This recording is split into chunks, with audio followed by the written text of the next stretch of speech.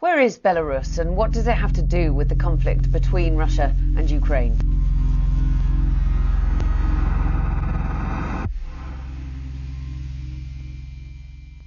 Belarus borders both Ukraine and Russia and was once part of the Soviet Union. In 1991, the country declared independence.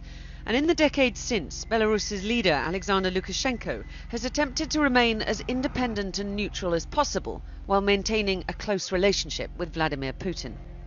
For example, Belarus did not recognize Russia's annexation of Crimea in 2014.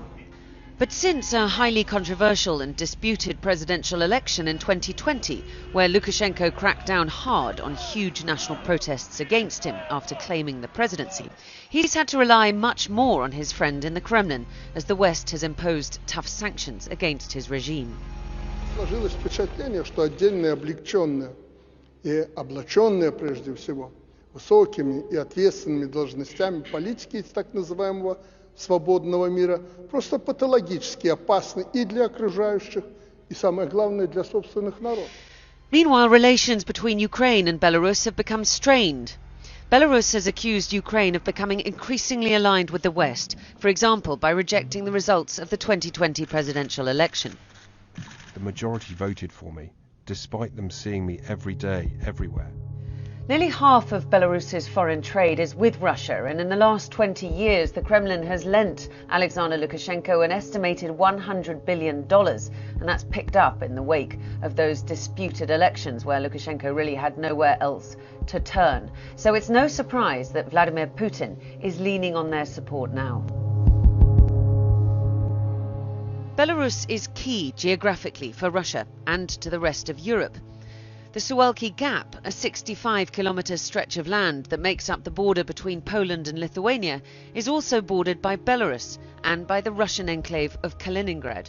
NATO knows this is its weakest point because if Russia was to take control, it could cut off the rest of Eastern Europe. In response to the conflict, NATO has increased the number of troops in the Baltics and Poland. It was Belarus that Russian troops used as a launch pad for their initial invasion of Ukraine, after spending months conducting what they billed as military drills there. Еще раз говорю, наших войск там нет.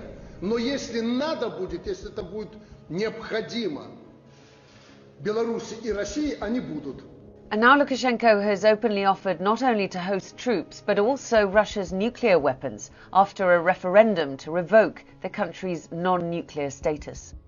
That's worrying because it could allow Russia to target parts of Europe with short-range weapons, and is a sign that Belarus is becoming more of a player in this conflict.